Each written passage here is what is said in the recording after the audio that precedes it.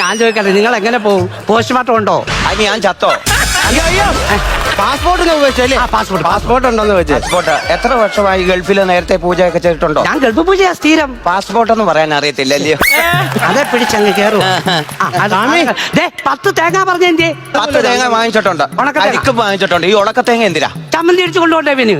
അപ്പൊ അത് പൂജയ്ക്കൊന്നും അല്ലയോ? പൂജക്കല്ല, ഇവന് ചമ്മന്തിപ്പൊടി വേണ്ടേ? കരിക്കോ? കരിക്കിന്റെ പരിപാടി എന്ന് പറഞ്ഞാല് നമ്മൾ ആദ്യത്തെ കരിക്ക് എന്ത് ചെയ്യാ നിങ്ങളടുത്ത്? ഇത് നമ്മുടെ നെടുമ്പാശ്ശേരി ഇന്റർനാഷണൽ എയർപോർട്ടിൽ കയറുമ്പോൾ അതിന്റെ പടിക്കൽ ഒരെണ്ണം അടിക്കണം.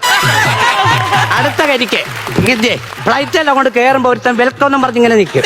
അവന്റെ കാലെ കൊള്ളാതെ ഒരെണ്ണം കീച്ചണം. പിന്നെ ഒരു ചെറുനാരങ്ങ പറഞ്ഞിട്ടുണ്ടായിരുന്നു. അതെന്തിനായിരുന്നു?